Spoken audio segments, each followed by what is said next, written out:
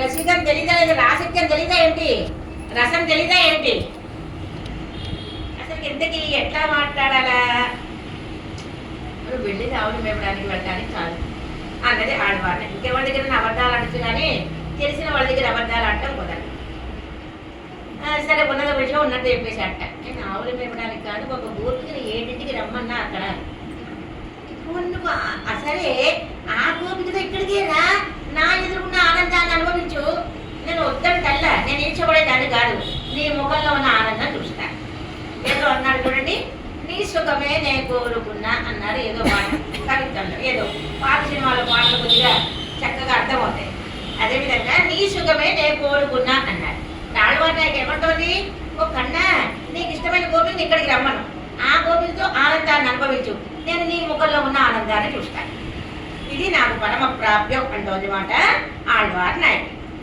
సరే స్వామి అట ఇంకా వెళ్ళలా, వెళ్ళిపోతే ఏడుపంతా ఏడ్చేస్తోందట ఆళ్వార్ నాయకు. వెళ్ళలా వెళ్ళిపోతే ఏడుపంతా ఏడ్చేస్తోంది.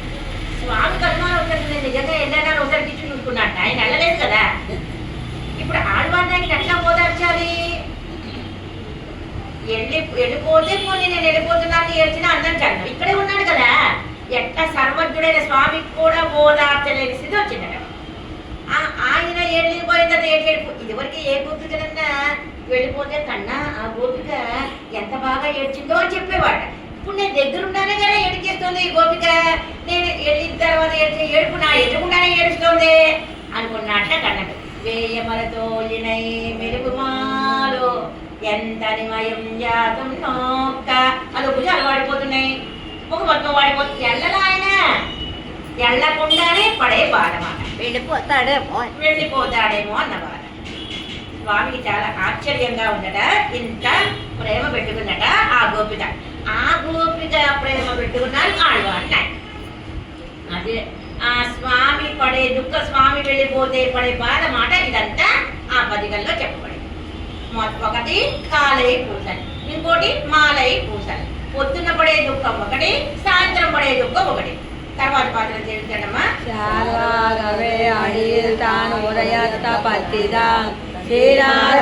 തൊടനെ ചേരന്തരനെ കണ്ടു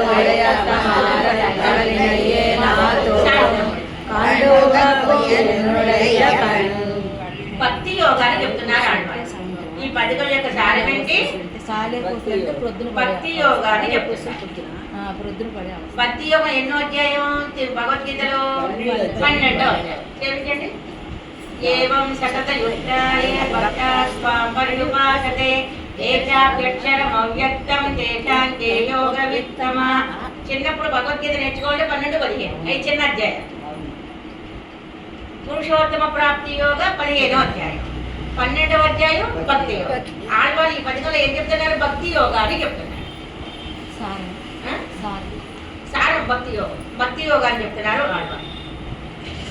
శార్వాగవే మొదటి పదం, శార్వాగవే మొదటి పదం, చివరి పదం కణ్. మనమ్మ గోద భక్తిని ఉపదేశించింది. భక్తితో ప్రారంభం చేశారు ఆళ్వార్, భక్తితో పూర్తి చేస్తున్నారు ప్రబంధం. భక్తి తత్వాన్ని ఎక్కడ చెప్పారు? కణం యొక్క భక్తి తత్వాన్ని 3వ పదికల్లో చెప్పారు. పత్తుడై అడియవర్కు ఎడియవన్ పిరవితలుకు అరియవిత్తగన్ 3వ భాషం. అంటే అక్కడ 3వ పదికం, తిరువాయుమూల 3వ పదికం, ఇక్కడ 3వ భాషం. ఒక పదికం యొక్క సారం ఒక భాషడం కాదు. భక్తి యోగంతో ప్రారంభించారు. భక్తి గల వాడికి సులభుడట, అది కూడా పెద్ద భక్తి కాదట, అల్పమైన భక్తి ఉన్నా చాలట, సులభుడైపోతాడు. అల్పమైన భక్తి, రవ్వంత భక్తి, పెద్ద భక్తి అక్కర్లా, ఆవగింజంత భక్తి ఉన్నా సులభుడైపోతాడట. 3వ పదికల్లో చెప్పిన దాన్ని మళ్ళా ఇప్పుడు పరిసమాప్తిలో మళ్ళా చెప్తున్నారు భక్తి యోగాన్ని. మనమ్మ గోద లోకులకు ఉపదేశం ఇది.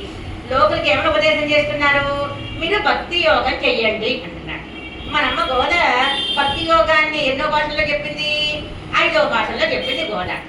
மாயனை மண்ணு வடமதுரை மயந்தனை தூய பெருநீருமை துறைவனை ஆயர் குலத்தில் தோன்றும் மணிவிளக்கை தாயை குடல் விளக்கம் செய்த தாமோதரனை தூயோமாய் வந்து நாம் தோமலர் தூவி தொழுது വായിനാൽ പാടി മന്നെത്തിനാൽ ചിന്തിക്ക പോയ പിഴയും പുകതറുവാൻ നിന്നവൻ തീയരൽ ദൂസാകം చెప్పేలోరెంబావాయ్ అండర్లైన్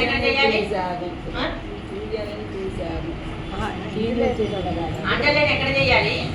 భక్తి యోగం చెప్తుంది. ఇక్కడ భక్తి యోగం ఏం చెప్తుంది మన అమ్మ గోదా? తూమల తూవి తొడు పుష్ప సేవ చేయి. అది భక్తి. స్వామికి తిరువారాధనలో పుష్పాలు సమర్పిస్తాం, ధూపం సమర్పిస్తాం, దీపం సమర్పిస్తాం, శరణాగతి చేస్తాం. తూమల తూవి తొడు. తూమల అంటే పుష్ప సేవ చేయాలి. ఇంకేం చేయాలి? వాయినాల్